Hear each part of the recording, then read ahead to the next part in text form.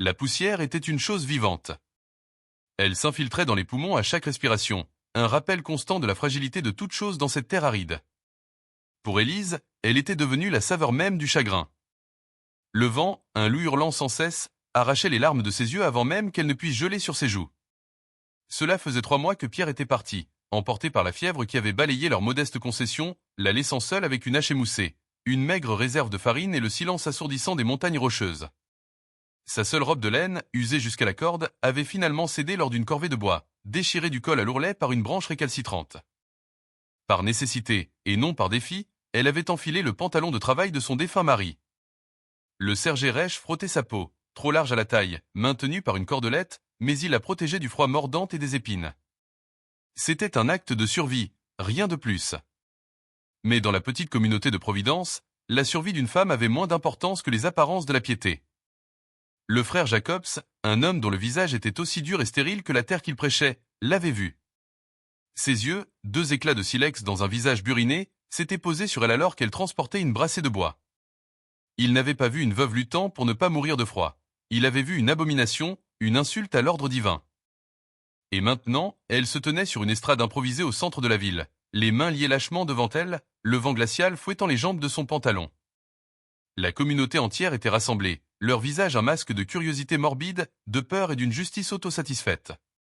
Une femme ne portera point un habillement d'homme, tonna la voix de Jacobs, résonnant contre les façades en bois brut des bâtiments. C'est une abomination devant le Seigneur. Cette femme, cette étrangère, a souillé notre communauté par son péché. Elle a invité le diable dans nos foyers par son arrogance. Élise baissa la tête, les cheveux blonds des fesses s'échappant de son chignon pour danser follement dans le vent.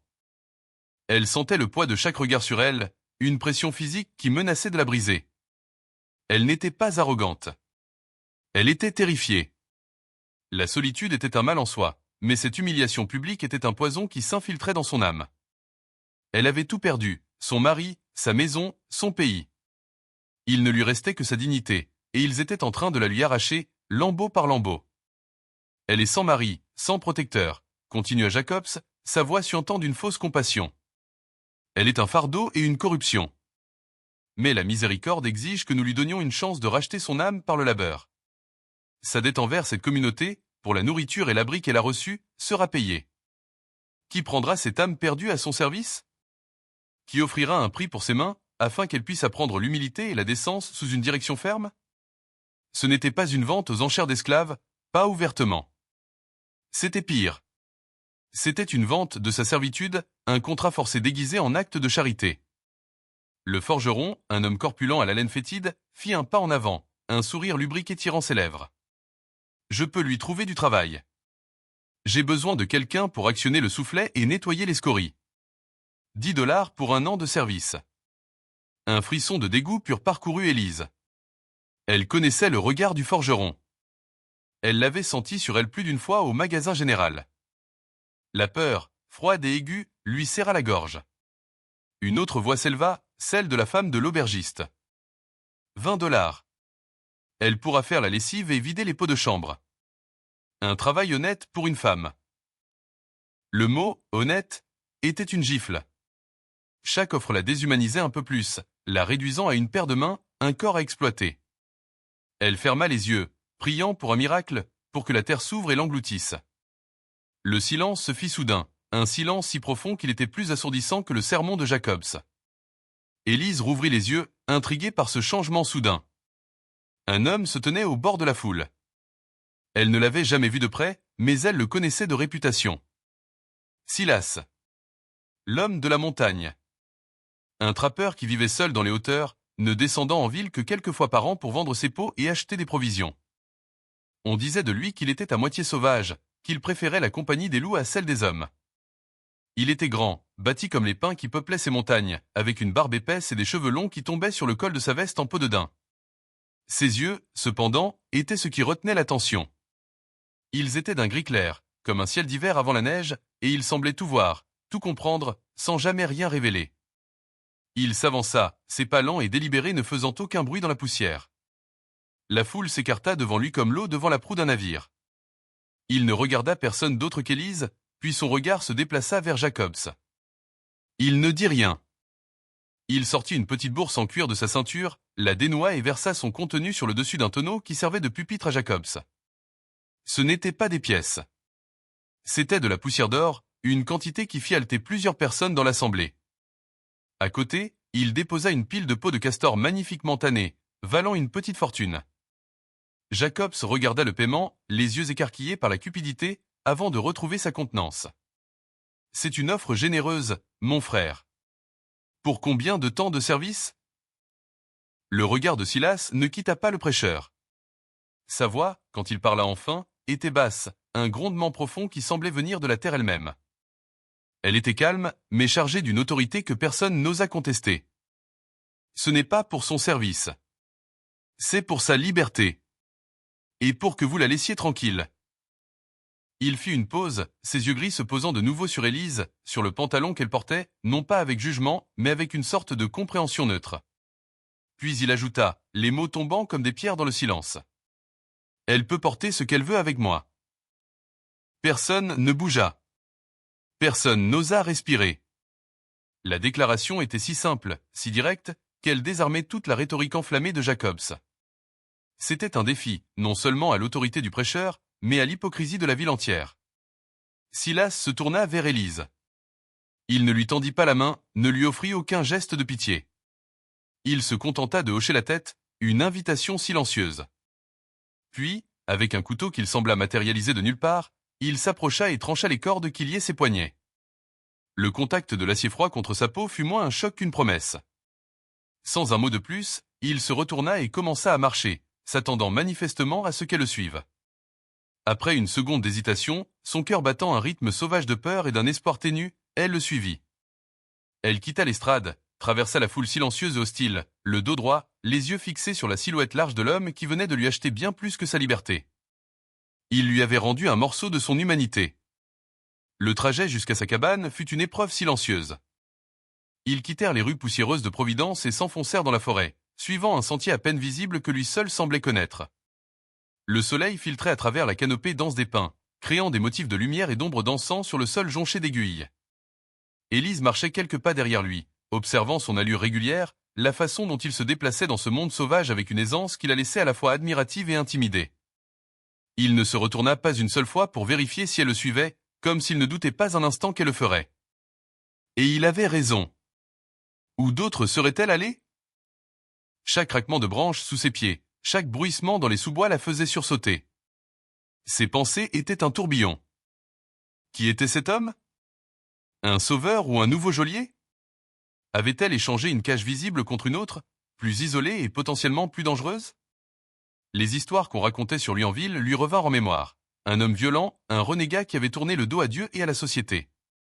Pourtant, l'homme qui marchait devant elle ne dégageait aucune menace. Il y avait en lui un calme, une sorte de solidité qui semblait ancrée dans les montagnes elles-mêmes. Après ce qui lui parut une éternité, ils arrivèrent dans une petite clairière.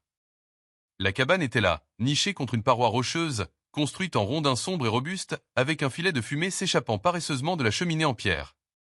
C'était une construction simple, mais elle dégageait une impression de permanence, de force.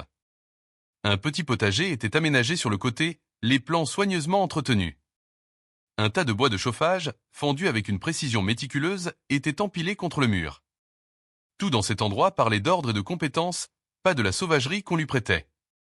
Silas ouvrit la porte et se mit de côté pour la laisser entrer. L'intérieur était tout aussi surprenant.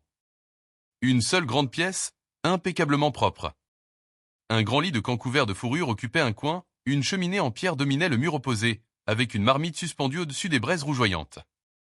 Des étagères le long d'un mur contenaient des bocaux de conserve, des sacs de farine et de haricots, et quelques livres reliés en cuir. L'air sentait le bois de pin, la fumée et le cuir.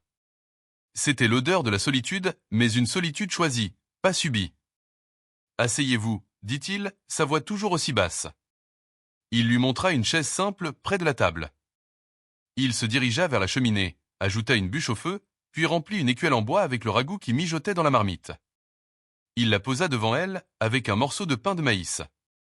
Élise le regarda, incrédule. Elle n'avait pas mangé de repas chaud depuis des jours. La faim l'emporta sur la méfiance. Elle mangea en silence, le ragoût de venaison réchauffant son corps transi. Silas s'assit en face d'elle, nettoyant son fusil avec des gestes lents et précis, ne la regardant pas directement, lui accordant l'intimité de son repas.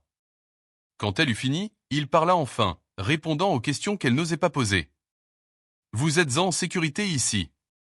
Personne de la ville ne viendra vous importuner. » Il posa son fusil. « Cette cabane n'a qu'une seule pièce. Je dormirai dehors, près du feu, jusqu'à ce que nous trouvions un meilleur arrangement. Le lit est à vous. » Élise le fixa, cherchant un signe de duplicité, une intention cachée. Il n'y en avait aucune. Son visage était une toile vierge, ses yeux gris aussi clairs et insondables que jamais. Pourquoi? Sa propre voix était un murmure rauque. Pourquoi avez-vous fait ça?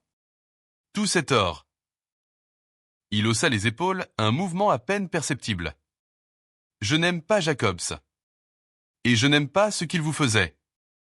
Une personne devrait pouvoir se vêtir pour se protéger du froid sans être traitée comme un animal. C'est une question de bon sens. Il se leva. Reposez-vous. Vous en avez besoin. Et c'est ainsi que leur vie commune commença. Les jours se transformèrent en semaines. Silas tint parole, dormant dehors sur une paillasse près d'un feu de camp, ne rentrant dans la cabane que pour les repas ou pour échapper aux pires intempéries. Leur communication était minimale, faite de gestes et de phrases courtes. Pourtant, un langage plus profond s'installa entre eux. Élise observait la façon dont il traitait le monde qui l'entourait, avec un respect silencieux. Il ne prenait jamais plus que ce dont il avait besoin, que ce soit en chassant ou en cueillant. Elle, de son côté, transforma la cabane. Elle la nettoya, organisa les provisions, s'occupa du potager avec un soin méticuleux. Elle raccommoda ses vêtements et les siens, utilisant le fil et l'aiguille qu'elle trouva dans un coffre. Elle cuisinait les repas, transformant le gibier qu'il rapportait en plats simples mais savoureux. Elle continuait de porter le pantalon de pierre. Il était devenu un symbole. En ville, il représentait le péché et le défi. Ici, dans la solitude de la montagne, il représentait la praticité, la survie et l'étrange acceptation de cet homme silencieux. Lentement, la peur qui s'était nichée dans son cœur commença à se dissiper, remplacée par un sentiment de paix qu'elle n'avait pas connu depuis son arrivée dans ce pays hostile. Elle apprit à lire la forêt, à reconnaître le chant des oiseaux, à prévoir le temps en observant les nuages s'accrocher au sommet. La force revenait dans ses membres, et avec elle, une nouvelle confiance. Elle n'était plus la veuve effrayée de Providence. Elle était une femme qui survivait, qui apprenait à vivre à nouveau. Un après-midi, alors qu'elle sarclait le potager, elle entendit le bruit de chevaux approchant. Son cœur se serra. Ce n'était pas l'allure de Silas. Elle se redressa, l'estomac noué. 3 cavaliers émergèrent de la lisière de la forêt, frère Jacobs et 2 de ses acolytes les plus ailés. Leurs visages étaient des masques de suffisance et de menace. « Femme !» appela Jacobs, sa voix tranchante brisant la tranquillité de la clairière. « Nous sommes venus te ramener à la civilisation. Tu as été ensorcelé par ce païen, mais le Seigneur est miséricordieux. Ton âme peut encore être sauvée. » Silas sortit de la cabane, son fusil tenu nonchalamment dans le creux de son bras. Il se posta à côté d'Élise, ne disant rien, son corps un rempart silencieux. C'est à cet instant qu'Élise comprit à quel point elle avait changé. La vieille terreur était là, une note basse dans son estomac, mais elle était dominée par une colère froide. Elle se redressa de toute sa hauteur, la binette toujours à la main, sa prise se resserrant sur le manche en bois. « Mon âme n'a pas besoin d'être sauvée, frère Jacobs, » dit-elle, sa voix claire et ferme, portant dans l'air de la montagne. « Et ma place n'est pas avec vous. » Jacobs ricana. « Tu n'as pas le choix. Tu es la propriété de la communauté, rachetée par cet homme dans un moment de folie.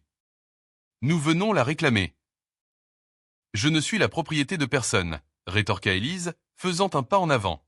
« Et cet homme ne m'a pas acheté. Il a acheté mon droit de vivre en paix.